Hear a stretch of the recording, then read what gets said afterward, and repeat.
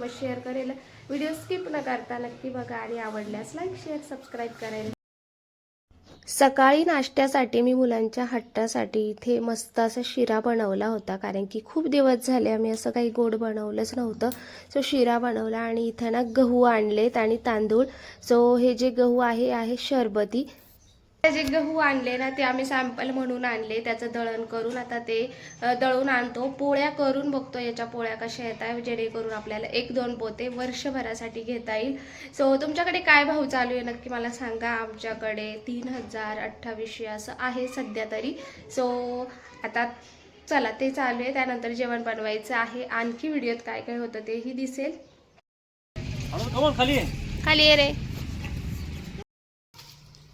लागला का? खालची गाठ सुटणार नाही ना? पट्टी पडून गेली रे. खरं तर आज होती रामनवमीची सुट्टी आणि मुलांचं असं होतं की ऊन सध्या बाहेर आहे आणि सुट्टी म्हटली तरी त्यांना खेळायचं असतं आणि घरात ते भरपूर त्रास देतात. सो बाहेर ना छान जागा आहे, भरपूर झाडं आहे जे आमच्या आईंनी लावली नाश्त्याचा. त्यांच्या नातवांना मस्त असा फायदा होतोय. ही सगळी झाडं तुम्ही बघताय ना, ही आईने लावलेली आहे आणि झाडं ही खूप मोठी झाली, म्हणून म्हटलं त्यांच्यासाठी इथे यांना झोका बांधून द्या. ते नेमकीच घरी आले होते जिमवरनं, तर अनुचं चाललं होतं की मम्मा इकडे झोका बांधायचा आहे. सो आधी झोका वगैरे व्यवस्थित बांधून घेऊ म्हटलं, त्यानंतर खालची सगळी जागा क्लीन करू, म्हणजे मुलांना सावलीत असं छान खेळता येईल, उन्हात जाणार नाही. आणि असं सुट्टी म्हटली आपण जर त्यांना बाहेर जाऊ दिलं नाही तर त्यांचं ठरलेलं असतं की TV बघणं. सो म्हणून म्हटलं हे छान आहे, म्हणजे निवांत मुलं बाहेरही खेळतील, आपल्यालाही त्रास देणार नाही. सो इथे छान असा झोका बांधायचं चाललेलं आहे.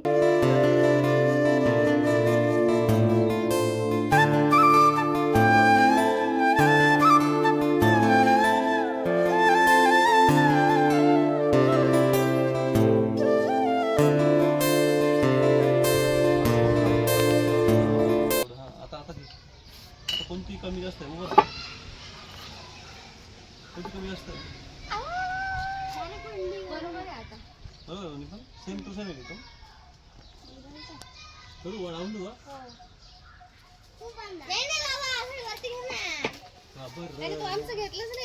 घेतलं ना, आता घेतलं ना. माप घे, अजून माप घे. नाही आता थांब, सोड रे. हा बसून बघा. बसून नाही, वरती घे आता. वरती घे. अरे थांब, वरती घेऊ दे. ते खालून त्याला हे पण येणार आहे ना. मी बसते, माझं वजन थोडं जास्त आहे सगळ्यांना. मावाने मला सोडला. ते काय बरोबर आहे. आणि जर ते झुला केला असा खालून थोडंसं अजून वरती घ्या ना, कारण ऑलरेडी पाय जायला आहेत, मग ते येतच जातील. पाय जायचे तर नाही, पाय ठेवायचंच नाही आपल्याला, सोडू शकतो, जाऊन टाकायचं. ठीक आहे, एवढं बस. नाही ना, अजून खाली करावं लागेल, लहान पोर आहे मध्ये. घ्या ना काकावरती. अजून अरे तेव्हाच मज्जा येते ती झुल्याला. खाली गेला तर झुल्याला मज्जाच नाही, मग अशीच मज्जा आहे झुल्याला.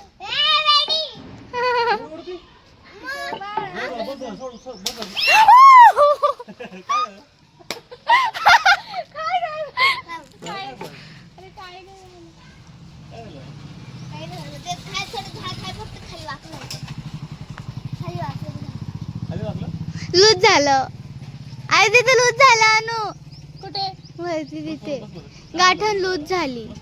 काय उठ रे, मला बस. अरे तुझं वजन काय 20-25 किलो, इकडे 50 किलोची बाई लागले ना. 50 किलो. मग ती रोज येते, तिला बसून द्या तिथे. आता बरोबर. ठीक आहे, थांब.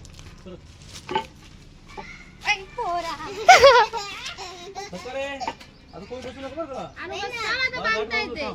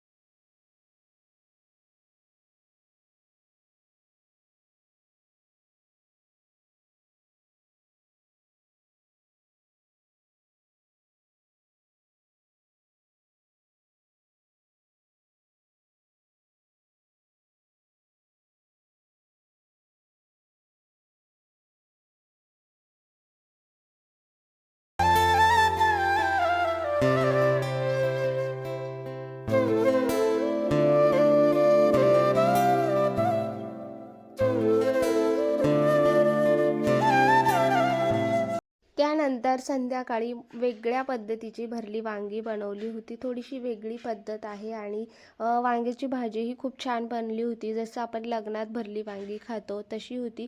सो तेल तापल्यानंतर जिरं मोहरीची फोडणी दिली. एक मस्त असा कांदा कट केलेला तो छान फ्राय करून घेतला आणि हे जे वाटण आता मी तुम्हाला दाखवणार आहे त्या वाटणमध्ये आहे खोबरं, लसूण, शेंगदाणे, कोथिंबीर असं सगळं असं थोडंसं बारीक असं करून घेतलं.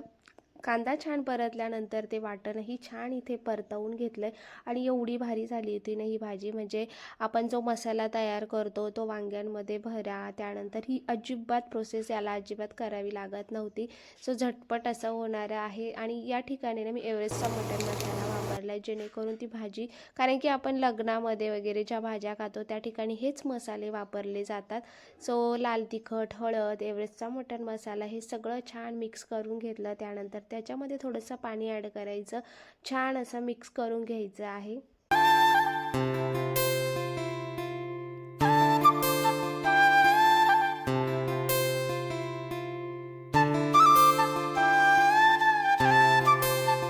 वांगे मधोमध कट करून मिठाच्या पाण्यात ठेवले होते आणि ही छोटी वांगी आहे त्यामुळे ती तशीच त्या मसाल्यामध्ये छान अशी परतवून घेतली. बघू शकता अजिबात मसाला भरायची गरज पडली नाही. त्यानंतर चवीपुरतं मीठ घातलं, छान परतवलं तेल सुटेपर्यंत आणि नंतर गरजेनुसार पाणी घातलं आणि इतकी मस्त अशी चमचमीत ही वांग्याची भरल्या वांग्याची भाजी लग्नातल्यासारखी अगदी तशीच झाली होती आणि बघू शकता इतकी सुंदर दिसत होती ना दिसायला देखील.